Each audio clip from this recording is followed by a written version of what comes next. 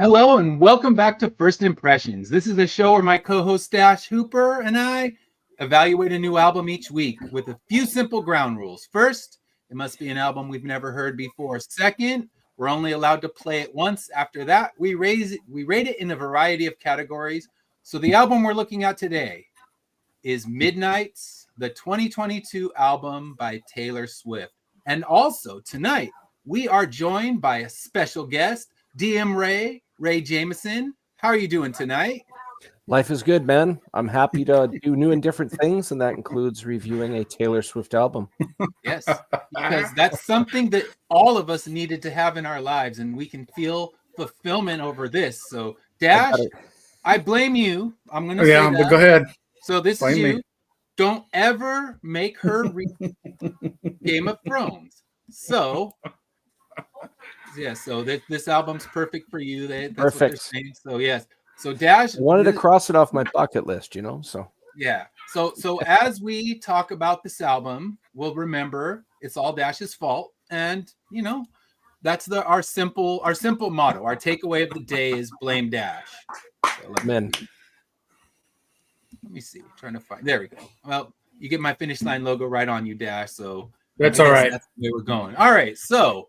We always start our show with a little history of the artist. And if you haven't heard of Taylor Swift, I would love to hang out in the rock you live under, because it's pretty impossible not to at least know her, because, I mean, she's the hugest artist. I mean, she's playing the biggest shows. But what's a little bit of her history? So if you know anything about her, she started as a country artist. Now, Dash would argue not a real country artist. He's going to call it that pop bullshit country. And, he might not be wrong, but I'm not a country aficionado, so I'm not one to judge. I'm like, hey, I definitely might argue that. Country's country to me, but I think, as country fans, they didn't really embrace her, although I guess 200 million albums sold, 12 Grammys. She's been embraced just fine. And she's not going to cry over Dash not calling her real country, because really she's not any country now. But yeah, she's born December 13th in 1989 in Reading, Pennsylvania. And she had a love for music early on, performed at fairs, wrote songs starting as a teen. And when she was 14, she moved to Nashville, signed with Big Machine Records, and started making fake country for Dash to scowl at. So in 2008, she was featured. She released her second album, Fearless, and it had the song that the first one I ever heard from her, You Belong With Me. So that was her first kind of country smash, made her explode. That's where I finally heard her. I'm not saying if that's a good or bad thing, one way or the other, but that's where I heard her. Fearless, that album won 4 Grammy Awards, including Album of the Year. She was the youngest one to win it. As I said earlier, she has won 12 Grammys altogether, so she's racking those awards up. And after 1989, after that album, she kind of went and became a pop singer. And that's where I heard her a lot with Shake It Off, Blank Space. I think those were the ones I heard the most. I mean, you can walk anywhere without hearing those songs.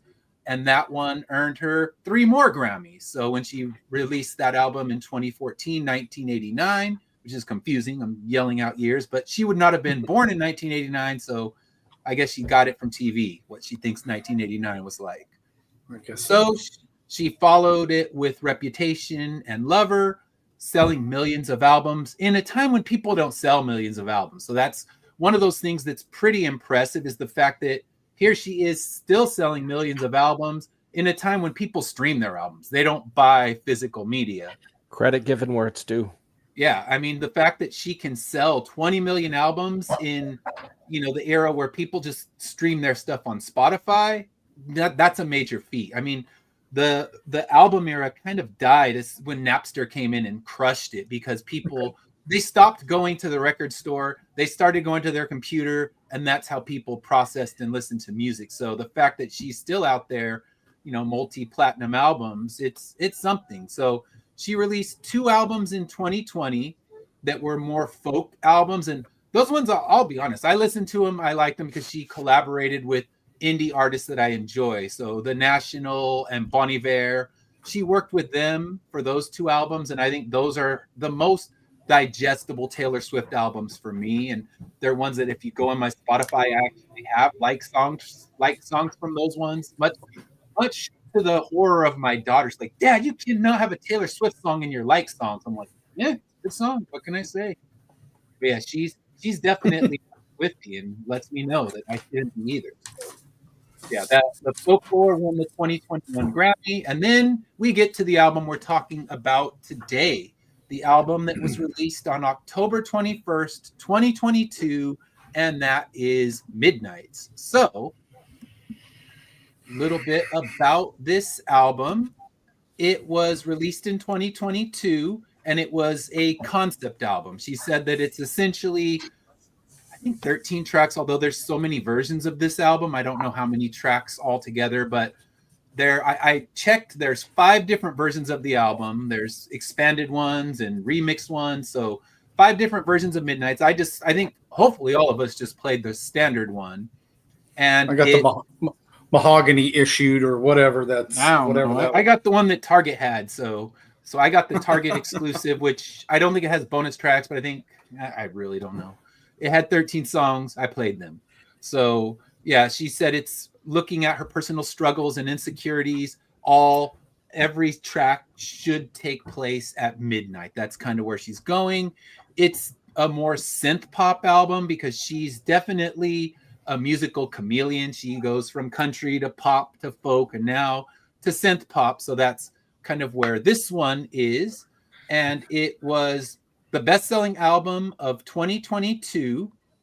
It sold, I believe, it sold 5 million copies worldwide, which again is incredible in this era when people don't sell millions of albums. But what I found interesting was that this one sold 945,000 copies on vinyl.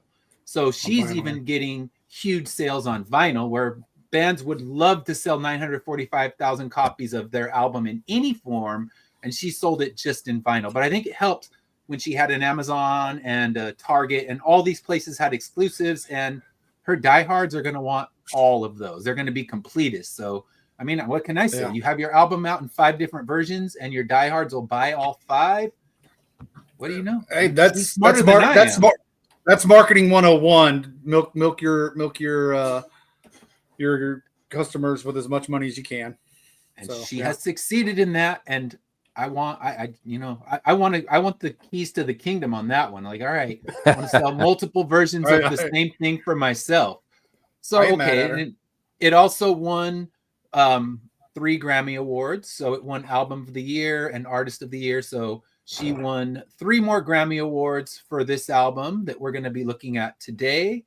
And yeah, what can I say? I mean, it was 85% on Metacritic, so it got very strong reviews on Metacritic, and we'll pull that up. We always do take a look at Metacritic and see what do other people think. What are the non, because this, you look in here, we are not her target audience, obviously. Right. We're not the ones that Taylor Swift is trying to sell albums to. And let's see.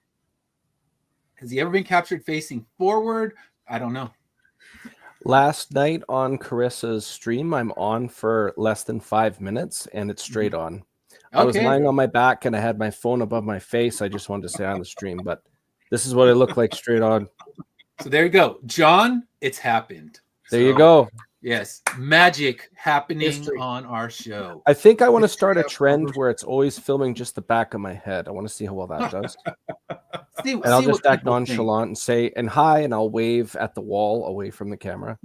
There you go. All right. So Metacritic. Let's take a look at how her Metacritic scores were for this album. It actually scored really high. It got 85 out of 100.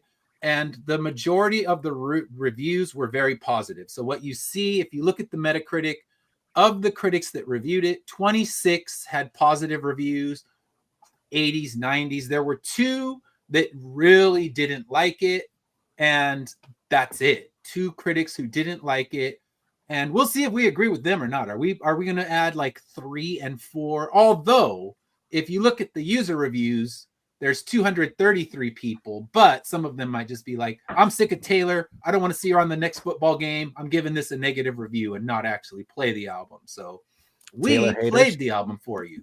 We're not just random haters. We played it, and we're here to give you at least our opinion. There might be the wrong opinion. And as I always say, if I'm wrong, please feel free to tell me in the comments. I won't be hurt. You're not going to break my heart if you find out I'm not a proper Swiftie. So the reviews are positive. So now let's talk about what is our history of Taylor Swift. Not necessarily this album, but Dash, what is your history of Taylor Swift? Well, I mean, like you said, you nailed it from the beginning. She was started off with country, and she had some good songs before with Teardrops on My Guitar, and I think Tim McGraw was one of hers, and so I know a little bit of that. And then after that, I just that most of the time I spent overseas, so I wasn't catching a whole lot of what she was doing at that point until I got back. So, and then my friend, Amber, the one that requested that we listen to this. If you're watching, Amber, say hello. She and I have banter back and forth about Swifties and non-Swifties and things of that nature. So, I mean, she is very much a fan of Taylor Swift. Okay. I, on the other hand, am not like the greatest fan of Taylor Swift. I don't dislike her in any way, but definitely not going to be the first reach on a disc or a LP or on a radio station for me. Okay. What about you, DM? What are your overall history? What's your overall history with Taylor Swift? My Swiftery, we'll call it that. There you go. The first impressions I got from her was actually through an ex-girlfriend who took a liking to her during her country era. So I was very familiar with Teardrops on My Guitar, Love Story. Relative to us, she'll always be viewed as a kid, but at the time she was very more so a kid. Like that was 2008. So whatever her age is now, she just in her adolescence, right? She was that was her big boom, her big break. Mm-hmm. I personally, as I've listened to her music on the radio throughout the years, I feel her best stuff, regardless of the quality of her current stuff. I'm not saying whether it's bad or good, but her best stuff definitely was her country stuff, in my opinion. Okay. All of the music from that era, I could probably sing it right from start to end. I'm really I have a strong memory towards lyrics, so it's not like I really, really like her stuff, but it's catchy enough that I would. It's easy to absorb and it's easy to enjoy, I guess is the best way to put it. Yeah. I mean, and that makes sense. It's very. I mean, it's kind of it becomes background music because you hear it so much, but it's not the kind of background music where you're just like, oh gosh, get me out of this room. I can't stand to hear another word of it. Yeah, I mean, for me, my history of her kind of starts with Kanye West. And the moment I'm gonna let you finish. What's that? I'm gonna let you finish, but Beyonce had the best record of all time. The moment that jackass got on the stage, and if you're a Kanye fan, fuck off. I don't care. I'm not even gonna pretend like tell me in the comments like no, he's a dick. So all right. My opinion has been known. Please do not request a Kanye album for us to do because I think I'll lose my shit. But maybe that's what you want. If you're looking for me to lose my shit, then the graduation. There's what you want. So yes, that's my first moment of Taylor Swift. Just seeing her get her moment stolen by Kanye West because, like you said, had the best video, and yeah, he just couldn't let it go. And that's the moment I knew who Taylor Swift was more than just, oh, that's her song. You could have, like, You Belong With Me. I could have heard that song. I wouldn't have known who sang it. Thanks to Kanye West, we all know. So yeah, there was that. And then of course, can't get away from her right now because you can't get away from the stupid Chiefs. I hope they lose next week. Come at me. So yes, I thought I was going to be the nice one today, but I've decided against that, and I'm gonna maintain my asshole exterior and just like it's okay to hate the Chiefs. It's okay to hate the Chiefs. Yeah, there's something we have to add to Taylor and the Chiefs. She was seen with Ryan Reynolds and a couple other people. There's a lot of speculation that she was Lady Deadpool going into Deadpool Wolverine, and she's big friends with Blake Lively. Yeah, so everybody had this huge conspiracy that she was going to be in the Deadpool and Wolverine movie. So in my networks of entertainment, that was discussed quite a lot in my circles. Okay. And what did they find out that she wasn't though? It was his wife. I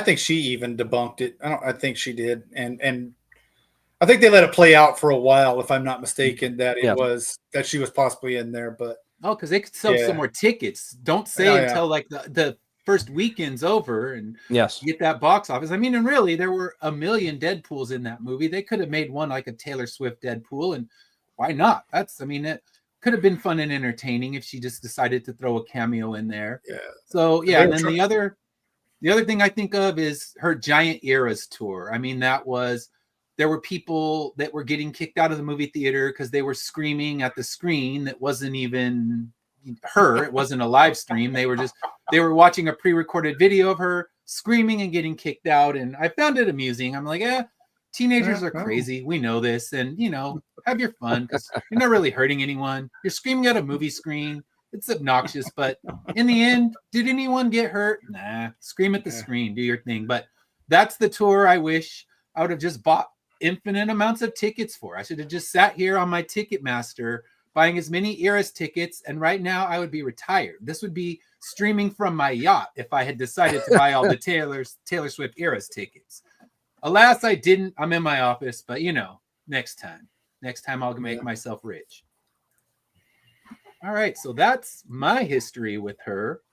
So now we're going to start digging into the album itself, talking about Midnights, one of the infinite versions. This was the version I bought, so this was the cover I had.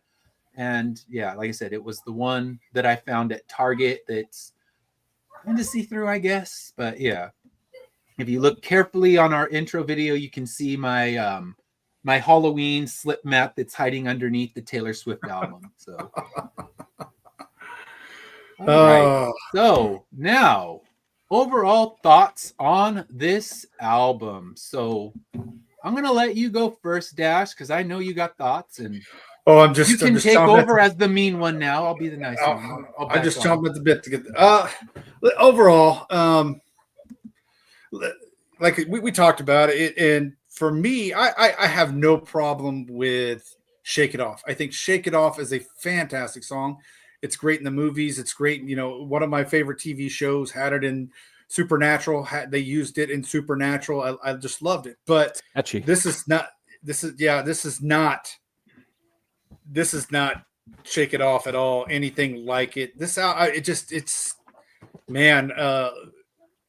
Again, if you guys have been following any of our shows, I got to be caught right away and from the get-go. And this album, I didn't feel it. It was very depressing to me. It was, and I guess that's what she was going for. And if that's what you're going for, you nailed it. But depressing, I didn't feel any of the songs. I didn't I mean, they were good songs, but it's nothing that I would, if I was a movie director or something like that, I would be throwing onto my movies, unless it was a very dark and depressing movie and things of that nature. I just and other than that, that was it. It was, I mean, at times it felt like background, like it was, like Gordon Lightfoot. We had a couple songs where we were just like, we could have just let it sit in the background and we didn't miss anything. Yeah. And that's how I felt with this album. I mean, I listened to everything, but if this was on, it wouldn't make any difference to me. It'd just be white noise to you. Yeah, it would just be white noise. It's and I understand why people like this, but I don't know if I would let my daughters listen to this music. I don't know if I would. I mean, that's just being honest. Yeah. But yours are young. Because your daughters are younger. Yeah, mine are 14 and 18, so they're gonna do their thing. Yeah. Now, if they were older and they wanted to listen to it, that's fine. But I mean, I wouldn't ban them from it. But I don't know if I would intentionally put this on for them. It's just depressing, and all the songs, if they happened at midnight, I again, a lot of the things that I read on it, it was you talked about two of the critics saying it was there were two negative reviews from critics. It felt like they said it was a step back in the wrong direction for her. Yeah, the few that did come out against it. So yeah, it was. Yeah. And Anthony says that they were bought by the government. So yeah, that he doesn't believe any of the reviews to be real. The Taylor Swift conspiracies. Listen, but I can't attest to that, obviously, because I mean, other than her country, it's definitely a step back from her country, because I liked a lot of her country, but I can't say it's a step back. But to me, it's a step back from Shake It Off, if that makes sense. And that, because I mean, that is such a poppy and catchy song. It is, John was saying it's his favorite, and I would say it's just, you can't help but get swept up in that song. It is a perfect pop song. So I agree with John. That's probably my favorite. It's the one. I have that, and oh gosh, Bad Blood. Yeah. Or blank space. That one. No. Those are my two that are in there, besides her collaboration with Bon Iver. So yeah, those are the ones that I would go back to and listen to. But yeah, I agree. This album doesn't have a shake it off moment. It doesn't have that pop powerhouse moment. And when I get to my thoughts, I kind of discuss that as well. I felt like it was, and I'm gonna get in trouble for this and probably get canceled, and so it felt like she was more self-important than she really is. Does that make sense? Like anti-hero. Yeah, I get what you're saying. And the head should be on a string because it's gotten so big, it's floating around now. It felt like she thinks more highly of herself than maybe she should. You get that much acclaim when everyone's telling you you're the greatest, you start to believe it. Yeah, I mean, that's the vibe I got from it. But I mean, I don't know. Yeah. We'll see if people agree with you. Where's your girl? I mean, she should be chiming in and telling you. She should be chiming in. Yeah, it's like, come on now. It's your turn. You may attack Dash, because normally it's me. I'm like, all right, Ripley, attack me. I'm not being nice, but no, it's Dash's turn. Unless you're a Kanye fan, then they're coming after me. But that's all right. I'm ready. So Ray, what were your thoughts about the album? Just your overall thoughts. Overall thoughts? Well, just to kind of add to what you guys were saying, this sounds left field, but it'll come full circle with my punchline. Have you ever seen the movie The Other Guys with Will Ferrell and Mark Wahlberg? And just before Samuel Jackson, The Rock, killed themselves, they're just like, aim for the bushes. They think it's going to work out. Yeah. Taylor Swift is kind of getting to that aim for the bushes kind of. It'll just work out. My album will be great kind of thing. My other con, I'll go through the cons first. My other con with it is, this is a personal thing. Listening to Taylor Swift swear, it doesn't sound natural. That's it. It doesn't. It sounds like it's put on.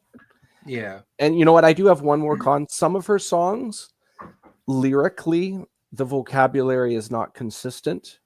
And I'm not judging her vocabulary, but sometimes she'll throw in like a certain word that just you can tell it's not a word she usually uses. Mm. And it just doesn't come across as natural or genuine. Okay. With that said, overall, with her, if all of these were written at midnight, apparently when you're really tired, it simulates being under the effects of alcohol or being drunk. Mm. And something we can talk about later when we go into the different segments. But some things I found were kind of interesting in what her thoughts were in regards to lyrics in specific, as opposed to an overall feel of a specific song. But I'll save that for later. Okay. Yeah. So for me, my thoughts were that the album overall felt very cold and artificial.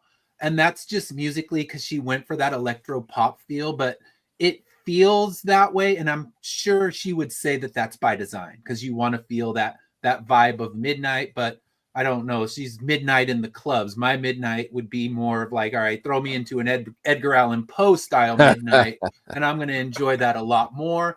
And I felt like the songs missed the big payoff that they could have had. Kind of when we're talking about Shake It Off, that chorus is just undeniable. And it's just so strong. And the song builds to that chorus. And these ones I'm waiting. I'm like, all right, it's going to pay off. It's going to pay off. And then it just fizzles out. And you don't get that satisfying, just big punch, that big chorus that you'll get stuck in your head for the next week. And I like that she can paint the picture lyrically in these songs, and definitely if you wrong her and you're one of her exes, she's gonna fuck you up, and you better get ready for it. So it's just, when we've been talking about it, and I wrote this, that it lacks the fun that we saw in some of her earlier pop works. So it's too one note. I just don't prefer the electronic sound. If she wants to make dark midnight, electronic, get Trent Reznor to produce it. And that's the album that I want to hear. I want to hear the album that she produces, the Midnight Industrial Trent Reznor album, because he did an album with Halsey. And if you've ever heard that one, it's a great album, and he still works with her pop aesthetics, but he finds that darkness that Taylor Swift tried to find a little bit, but it's too much like Midnight at the Club, and that's not my midnight. Like I said, I want the walking through a forest. I want the Cure's midnight, running through a forest all alone, and the fear that you're going to get killed. That's the midnight I'm looking for, not the I'm dancing in the club and I got a little too drunk midnight, which is the kind of the midnight we got in this one. But that's just more overall, like Ray was saying, I'm going to save some of my thoughts till we get to actual songs that we want to talk about. So now, we can talk about what was your favorite song on this album. And I know, Dash, you're going to be grasping like the one where it ended. That's my favorite. So Dash, what do you got? You have any favorite? Did any one of these get you bopping? Because it's all it takes. I know you're easily pleased. They're all fine songs, but nothing. I would come out and say, again, I'm taking it back to Shake It Off, where I want the poppy. I want the dancing around and feeling the music, and I didn't get that from any of this. And to go back on what DM said, the cussing just took me out of it a little bit, because again, not that there's anything wrong with cussing. This is just not Taylor Swift. Yeah. Taylor Swift using vulgar language is the equivalent to watching a vegetarian eat a hamburger. Thank you very much. Yes. And so, I mean, immediately in Lavender Haze, we already get cussing and then she's trying.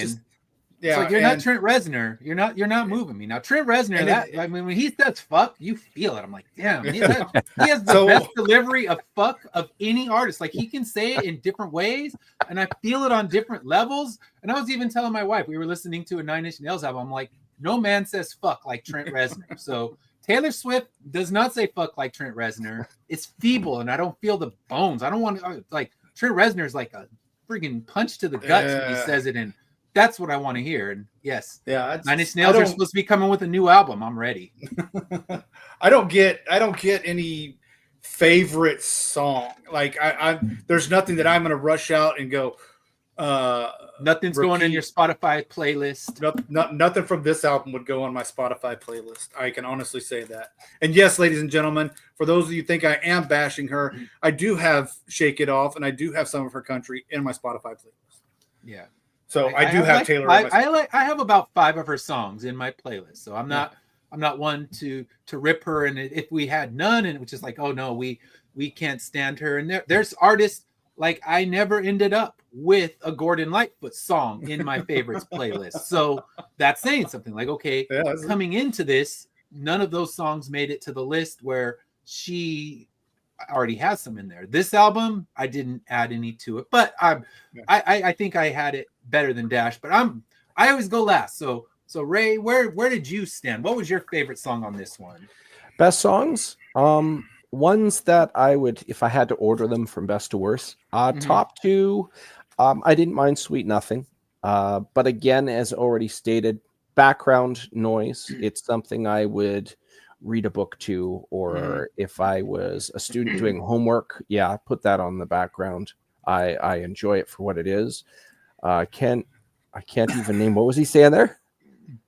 I can't even name or would not recognize a Swift song. Well, I mean, you probably think that, but I guarantee there's some that you had to have heard because they've just become so gigantic. They play out in commercials and things like that. So you can say you don't know heels, I wear sneakers. Yeah, I mean, there's some good ones on there. There's catchy ones. It's inevitable that you know one. You may think you don't, but I think even my dad would probably know a Swift song or two, even though he would try to claim otherwise. But yeah, I mean, they're undeniable that she's such a juggernaut of pop culture. You're going to have heard something of hers.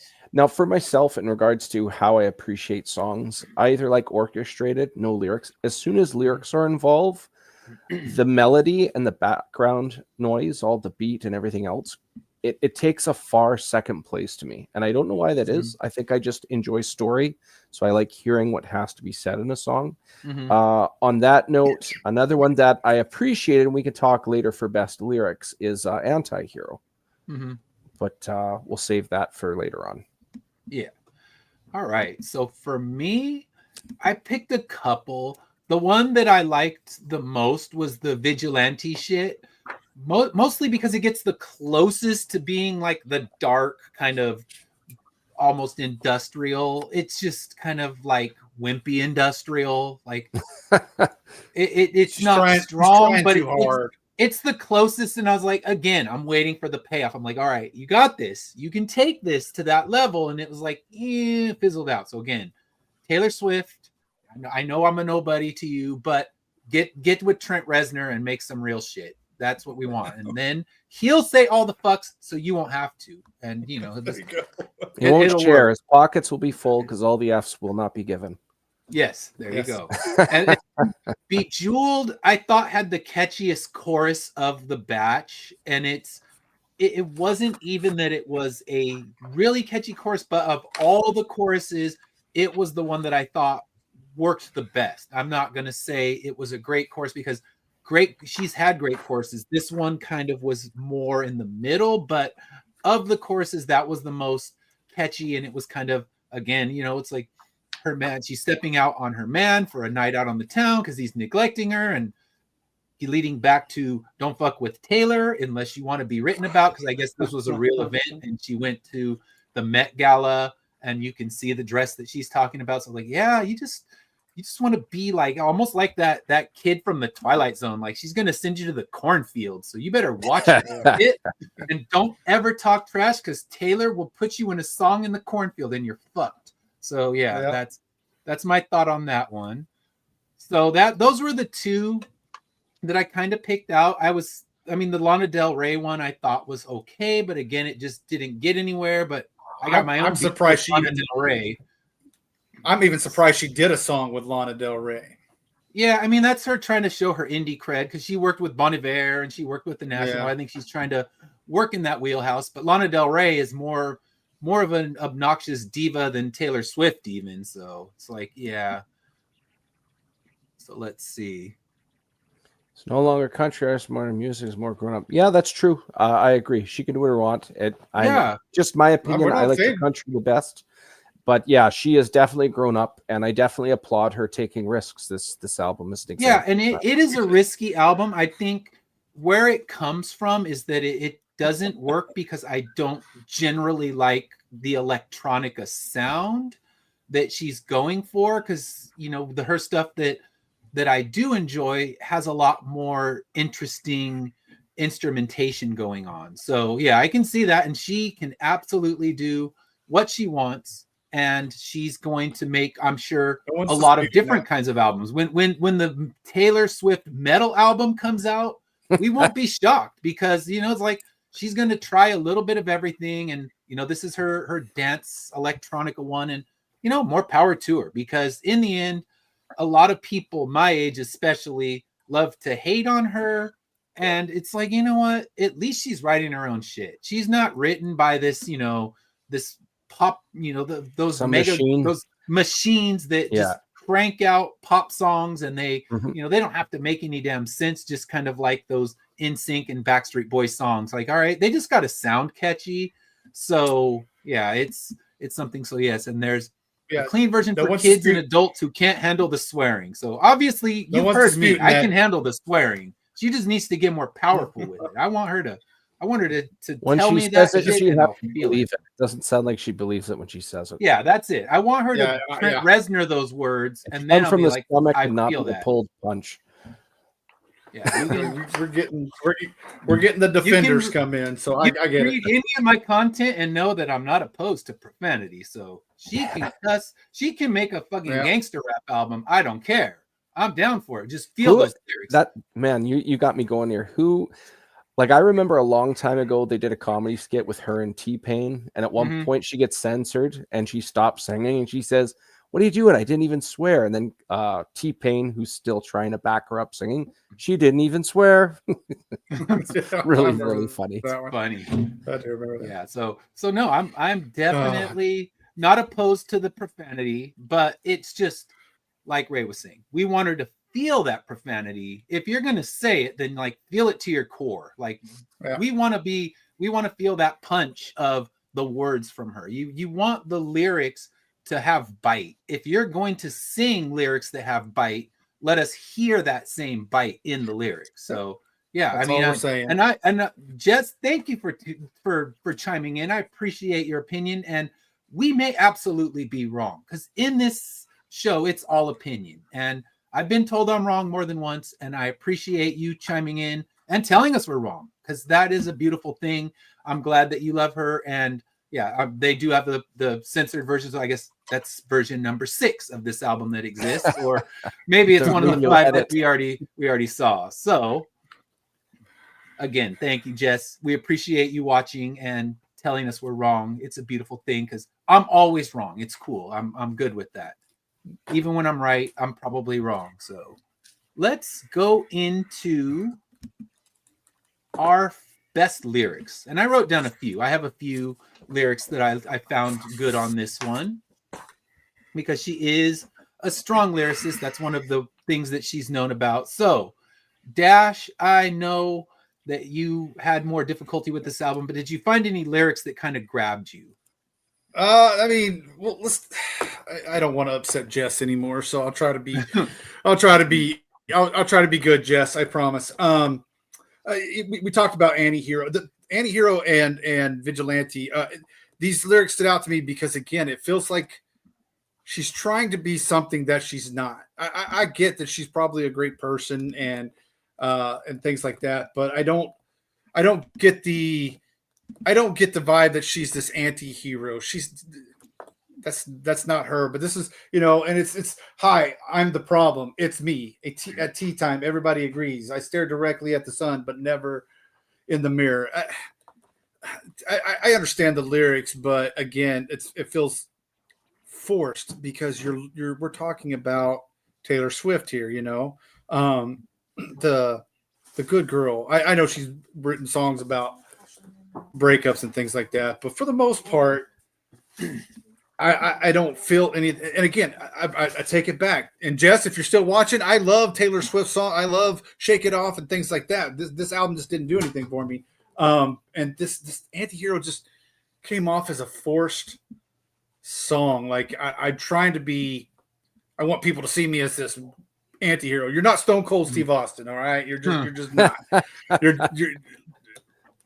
Taylor. Maybe you're she not. needs Breaking Glass in the start of Now if there would have, if Antihero would have started out with Breaking Glass, then I would have been definitely into it. And then again, then there's your hook. So yeah, Breaking Glass, or as you know, for me, any song that starts with thunder, and I'm already hooked. So yeah, and it needs to start a song with thunder. Like, all right, Midnight Rain should have had thunder, and it would have been my top pick of the album. Sold. But that's just me. I'm an easy sucker for thunder in songs, and I don't know why. I always have been. So you start that song with some rolling thunder, you've got me in 100%. So yes, and no thunder in this album, but definitely Breaking not. Glass would have been just as strong.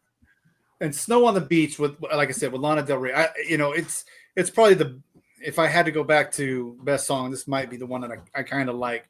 But again, the cussing in there, it's, and I get it. There's a clean version, but the cussing, it felt forced, and it doesn't fit the song. I would have definitely probably tuned into it more if there hadn't been that words, because that's not what I'm used to with her. Again, let's go. She did a trio with Tim McGraw and Keith Urban one time, and that was such a great song. And that's what I think of Taylor. The sweet, innocent, and you feel that song, even though it's Tim McGraw's song. When she comes in, you feel her part. Even it's harmonizing and things like that, but you feel it. And with this, I don't feel, because again, you're just taking cuss words and trying to make it your persona, and it's not. And I get it. It's a concept album, and she was trying it, and I don't know if she's gone back to cuss words, or she's stuck with cuss words, or got rid of it, but I think it would have been a better song. But it starts off or we get into that, and it's like Snow at the Beach, weird but effing beautiful. Mm-hmm. And yeah, I like the lyrics. If you take, if I took the words out, and I kind of like the lyrics on that one. It is Flying in a Dream, Stars by Pocketful. You would have had me, and maybe if I go back and listen to the takes the lyrics out at the knees. And that one part was going on the beach. And and I feel like that would, if that F word wasn't in there, and so, and I thought, man, that's really good lyrics, but the cussing just takes away from it. So, like I said, if the cuss words weren't in there, I probably would say "Snow on the Beach" would probably be my favorite song. But I have to, I have to be honest to myself. I liked it. Honestly, the profanity didn't bother me. It's just like Ray was saying, it didn't have power to it. It felt like I'm gonna be edgy for the sake of being edgy, because she's done, she's got that, I wouldn't even say the squeaky clean image, but she doesn't need to go like full Miley Cyrus and go, like, all right, I'm not hopefully not a role model. She hasn't done that yet. Yeah, so it's like, all right, you don't need to take it to that level of like, yes, I am not a good girl, and here's all the reasons why. And again, she's a grown woman, and she is entitled to do whatever the hell she wants. And that's great. We're not here to say she shouldn't do it, but it's a certain thing when you just want to not only change your image, but obliterate it. And that's, the Miley Cyrus thing, where Taylor Swift slipping a few F-bombs in isn't destroying her image. It's, she hangs out with NFL players. She's heard that all. We know that. Yeah. That's not the cussing. It's really not the cussing, because I have tons of albums with cussing on it. It's because I don't associate. Does that make sense? I don't associate those words. It's not something you imagine with her. Yeah, and I understand. I just like how we're all grown men saying, "I don't like the song because it has swearing in it." I know. And that literally I probably lose my man card for that, but no, I get you, DM. I'm right Yeah, there. I mean, and like I said, you look at 'Cause this I'm room agreeing and with what you realize guys are saying. It's just ironic if you said this out of context to somebody. They didn't like the song because they were swearing in it. Yeah. Ah. And again, look at this room. Look at who's in here. We are not her target demographic. Yeah. She doesn't need it. And, we contributed to her 945,000 copies of vinyl sold. So, yes, I own that Taylor Swift album. And she got my $30, and she can be happy. Just kind of like Jethro Tull's She got my Christmas $30. album. He got my $30. And if he doesn't like the shit I said about it, laugh all the way to the bank, my man. It's cool. Yeah. And Taylor Swift can do the same because she can laugh, a billion times to the bank. So, all right, we have gone off topic again. So, Ray, We do that. What were your favorite lyrics in this one?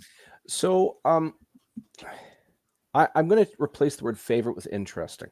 Okay. The reason I do that is much like Dash has pointed out with Anti-Hero. For me, I feel it's got some flaws. For example, at some points, there's all this forced, excessive rhyming. If you take those parts out, there's some parts I find very interesting, especially knowing that she writes this at midnight. This is a woman at that point. She's well into her 30s. And for somebody to sit down and have this epiphany, regardless of whether this is a joke or these are honest lyrics, but saying that my relationship didn't work with this person, my relationship didn't work with this person. Well, after all these people, there's only one common denominator. It's very interesting. I'm sure everybody's had these thoughts, not just Taylor. I'm not bashing Taylor for this, but it's very interesting to see exactly how she spills it out. Something like, she doesn't say cut your nose off to spite your face, but she says I'll stare directly at the sun, but never in a mirror. Like I'm reckless in relationships. It's almost like she's describing herself as very selfish. Mm-hmm. And then later on, she, in my impression, when I listen to this, it sounds like she intentionally projects her pain on others. Mm. She compares herself to a monster on a hill, too big to hang out, slowly lurching towards your favorite city. And then the thing she says at the end there, pierced through the heart, but never killed. Like she can't get past something, whatever that something is. Instead of fixing it, she gets some Band-Aid dopamine by making somebody else miserable. Yeah. And the last piece of lyrics I'll reflect on with it is the one where she talks about the dream. I'll just read it here quick. Mm-hmm. I have this dream. My daughter-in-law kills me for the money. She thinks I left them in the will. The family gathers round, reads it, and then someone screams out, she's laughing up at us from hell.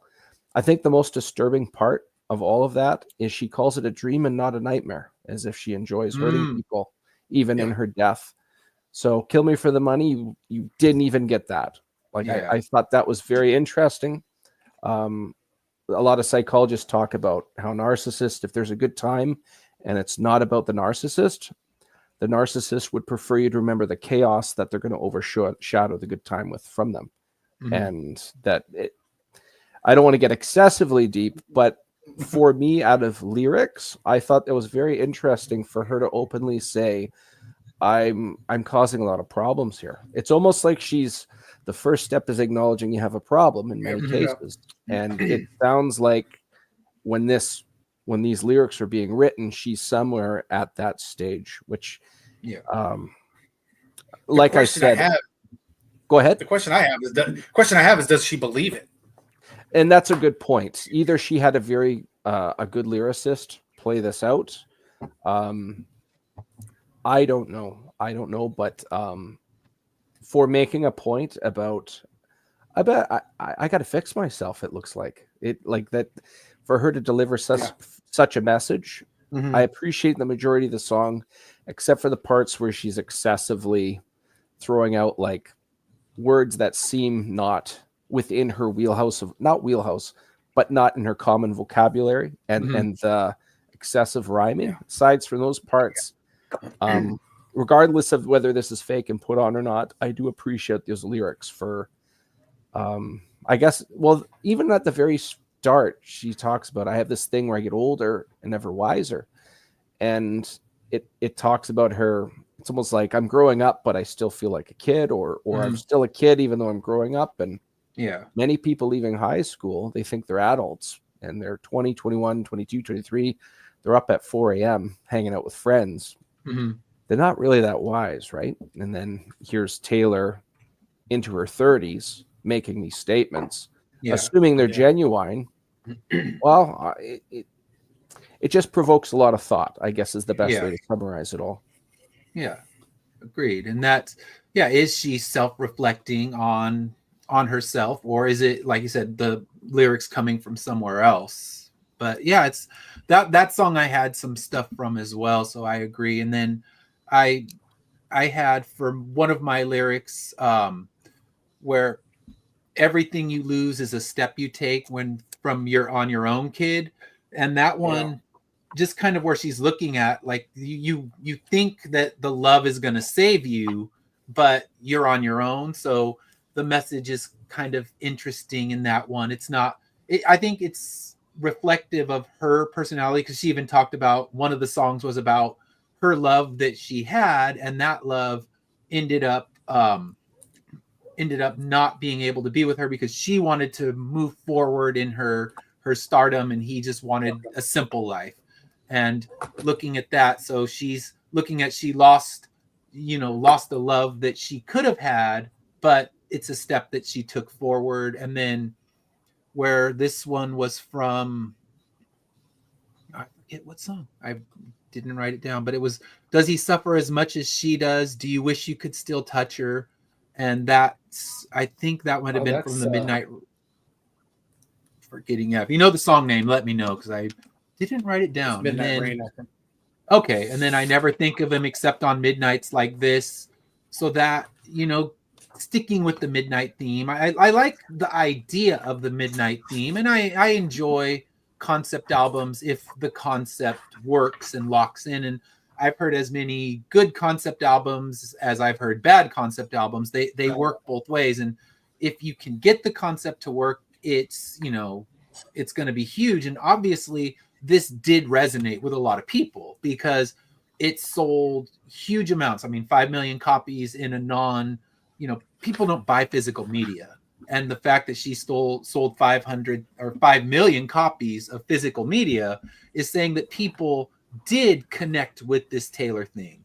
So, all right, Taylor Swift makes us feel things. Yeah, I guess in the end, we're getting a lot of discussion out of this. And we got one person coming to her defense, and that's great, because we always say, like, we're just 3 people, and we're going to have our opinions, and we are not her target market. We're not who she's looking to sell copies to. But it's an interesting thing, because is she self-reflecting, or is this kind of just playing for that midnight theme? So those were the lyrics that I had written down. But yeah, like Ray was saying, there were just some interesting ones, and the concept, I don't know if it worked for me, but like I said, my version of Midnight is a different version than her version of Midnight. And anyone at that age, I mean, the age difference tells you what you're generally going to be doing at midnight, and that's probably sleeping in my bed. So it's like, the party night is over. I'm 51. Bedtime is 9:30. Trust me.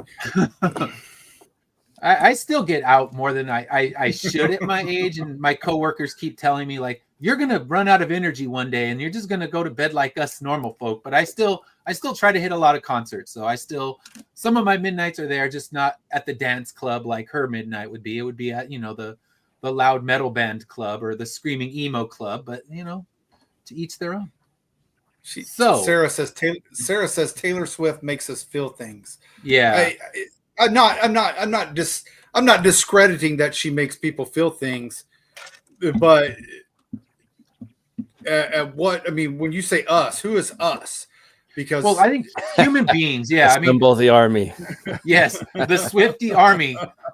They're coming for you, upon They are coming for. I will probably have Swifties outside my door tonight, ready to chop me down, because I didn't.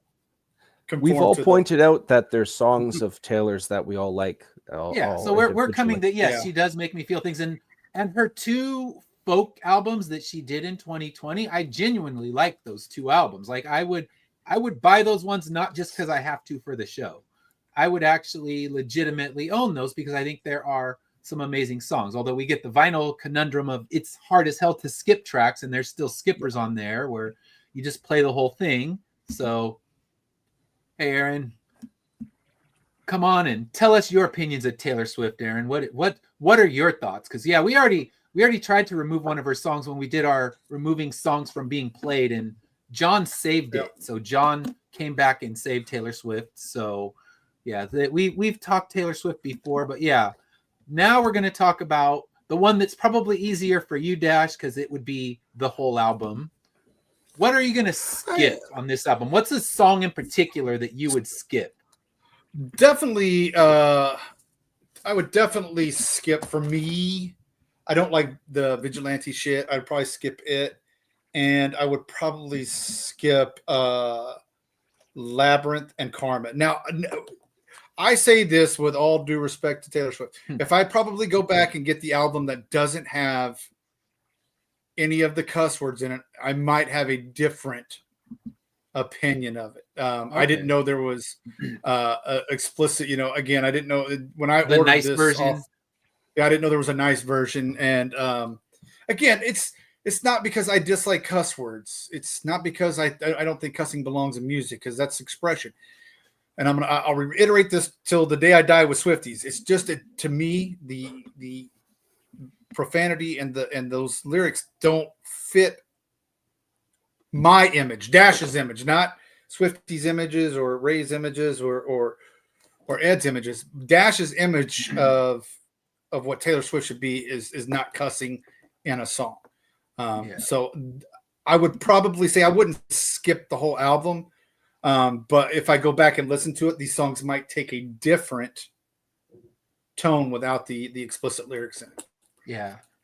To add to your point there, Dash, I think a good litmus test to add to your point, if Taylor Swift were to hear us talking right now, most likely she is not, but if she were to pick a metal or a thrash metal song, her choice, and go off lyric for lyric, it wouldn't come out as natural. And for her to have her song where everything is, I mean, there's some new experimental parts with it, but it is the essence of Taylor Swift all throughout the album. Yeah. Just adding what you're saying, putting in the swearing, it for yourself and me as well, it just kind of takes the song out at the knees. I don't know how else to put that. Yeah. And I guess for me, it wasn't as off-putting. I just kind of almost giggled, like, okay, tough now. Isn't that cute? I don't think that was her aim, like to make me giggle, and not like, I mean, I like I said, I love Nine Inch Nails, and you get the whole spectrum of that, and it doesn't bother me. And her profanity doesn't bother me either. And I tried to be very open with this. I just had a hard time connecting, and I connect easily if I love something, and I connect easily and I can talk a lot about it if I hate something. This album doesn't fall in either of those categories. I don't love it. I don't hate it. So some of my notes were just like, okay, it's poppy. And like, all right, that's not what I'm going for. So it actually took 2 listens before I could get enough notes to sound intelligent on this, and not just like, okay, there's like 4 poppy songs and one that tries to be a Nine Inch Nails song. And yeah, it's interesting. But for me, my main, or wait, Ray, did you say what song you were going to skip? I think I stole your spot. That's okay. The one I would skip is, now the album version that I had was the last one was Mastermind. Yeah. That one, I don't know if the other one she was trying too hard, but Mastermind definitely came across as forced. Like, I am this diabolical, essentially a super villain. Yeah. I have all these 4D chess moves on you kind of thing. I'm not buying it. Yeah.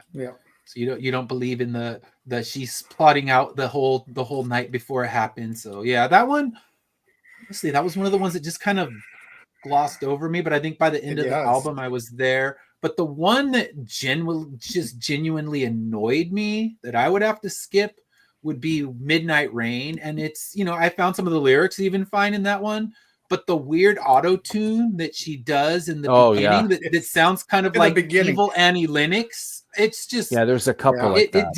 Anytime she hit that weird auto tune thing, I'm like, oh no, not evil Annie Lennox again. I can't do this. And, I imagine a giant fishbowl on her head when she was talking. Suddenly she's talking like this. So any of the songs with the weird auto tune, fishbowl Annie Lennox, I'm out. So Megamind. I got Megamind. So we all have our we all visualize a different thing when she does that auto tune, but none of them are just this badass woman, kicking ass and taking names. Like, no, it didn't work. Just turn the auto tune off. Sing your regular voice. You got a great voice. Just use that and save the auto tune for, I don't know, T-Pain. So he can do that. Yeah, he's the one. Taylor, save it for when you go on Masked Singer. Yeah, there you go. Then you because they always guess that she's one of the contestants. So one of these days she probably is going to show up. Yeah, and auto tune like, oh wait, that's the evil fishbowl auto tune. We know it now. Yeah. That'd be a dead game. Right. So I think Dash is an easy one for you. You're gonna keep this one or return it to the use bin. I'm going to caveat this version I will send back, but I will probably pick up the clean version as Jess pointed out to us. I will probably pick up the clean version to get a better assessment, because that's the Taylor Swift I'm used to. Had Taylor always done this, I think this album might have swung a little different for me. But this version, this explicit version, for me, Dash's opinion only, we'll go back, but I will probably pick up the clean version, and I still give the album a 3 because and that's a good, it means I on a scale of 5, I give it a 3. 3 out of 5 stars. So it's still pretty good. I mean, because there are people that will appreciate these songs, and I understand that.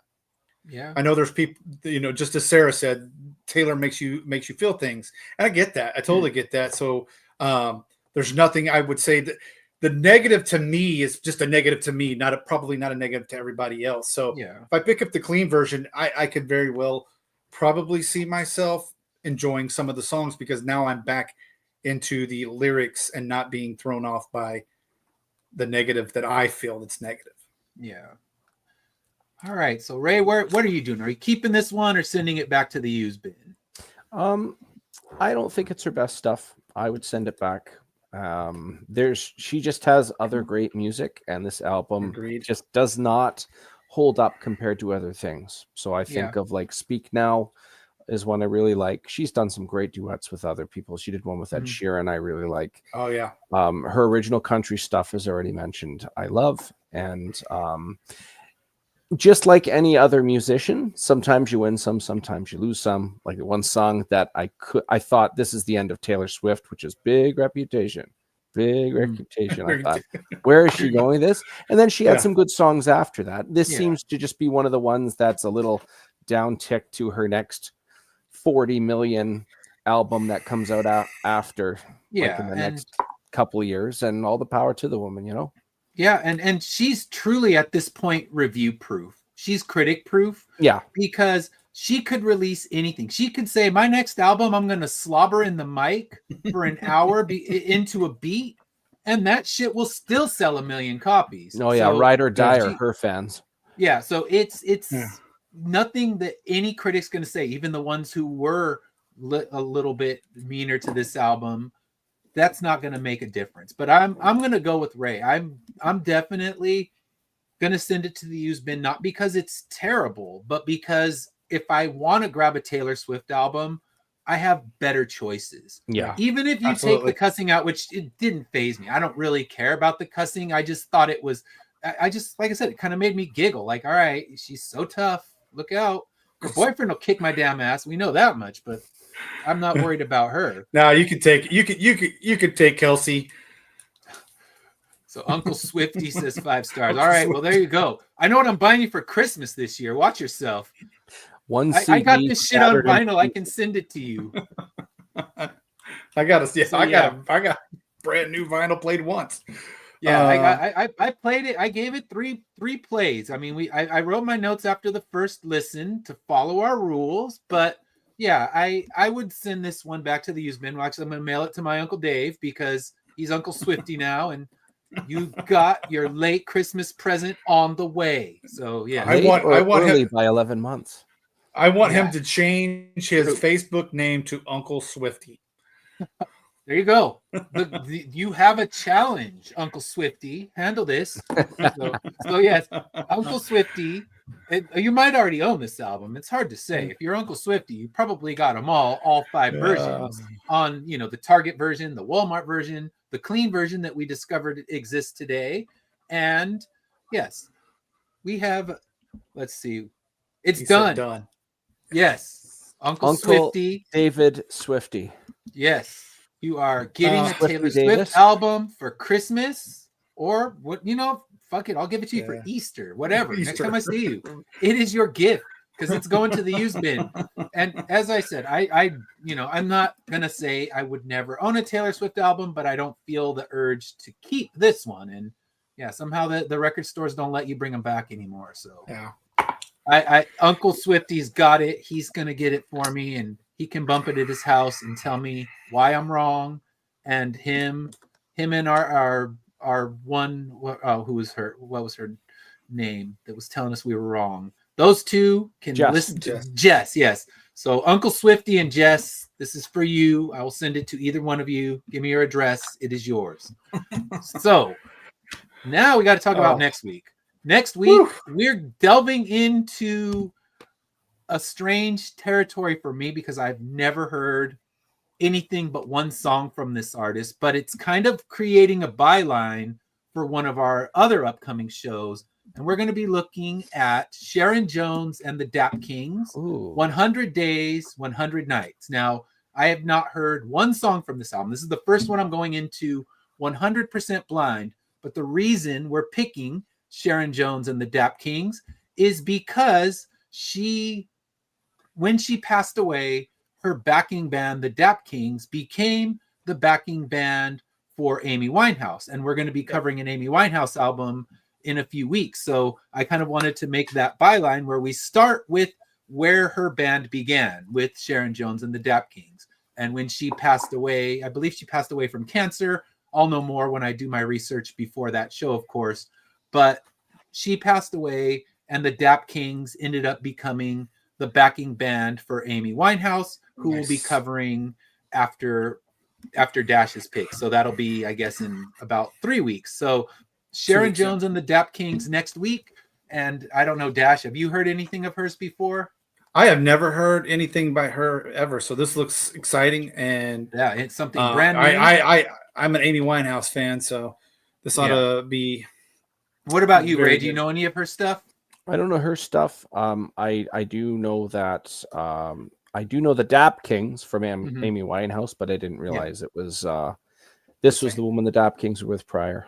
Yeah, so they did multiple albums together, and when she passed away, they went and played with Amy Winehouse for her last years. And yeah, it should be interesting, kind of our first connected albums that we're doing. So yeah, next week, tune in for this album, and yeah, tell us we're right, tell us we're wrong. I honestly have no idea where I'm going to fall on this one, so I'm excited because I'm coming in, kind of like you, like Ray. I know the Dap Kings, but not Sharon Jones and her stuff. So I'm excited to listen to it. So tune in next week.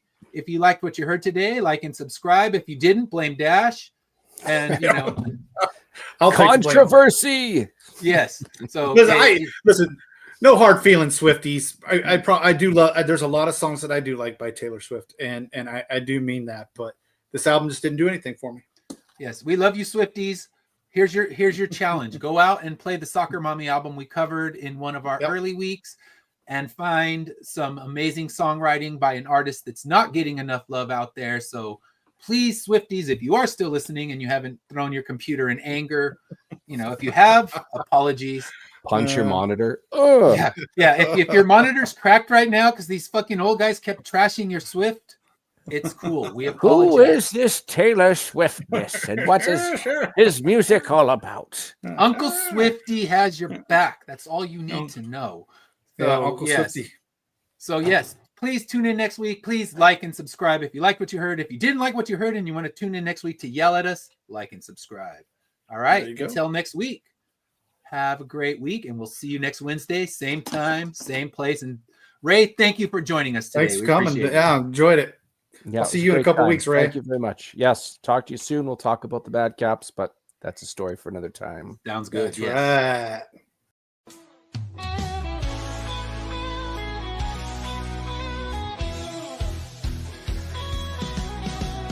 Click on the tube and feel the vibe. Every show you crave right here live. Heroes and villains clash in the night.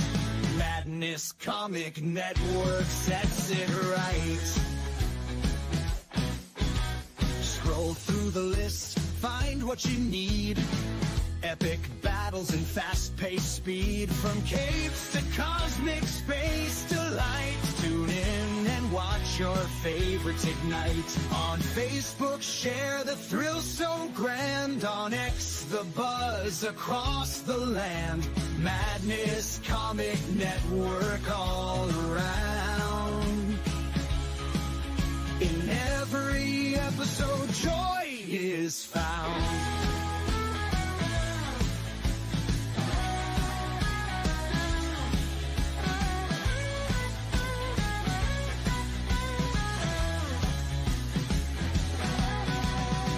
Uploads, they never end. Superheroes and their friends. Catch every twist and every turn. Madness Comic, you will yearn. Stay up to date with every twist. Madness Comic, don't miss a gist. From laughter to tears, every mood. Madness Comic sets the groove. Click that button and subscribe.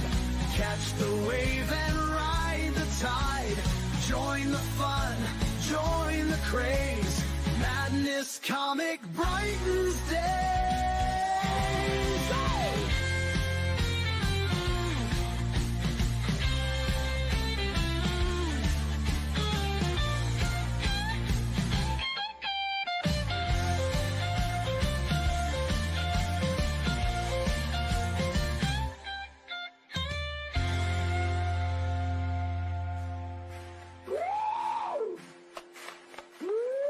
New uploads, they never end.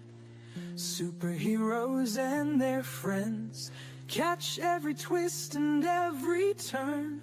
Madness Comic, you will yearn. Stay up to date with every twist. Madness Comic, don't miss a gist. From laughter to tears, every mood. Madness Comic sets the groove. Click that button and subscribe. Catch the wave and ride the tide. Join the fun, join the craze. Madness Comic brightens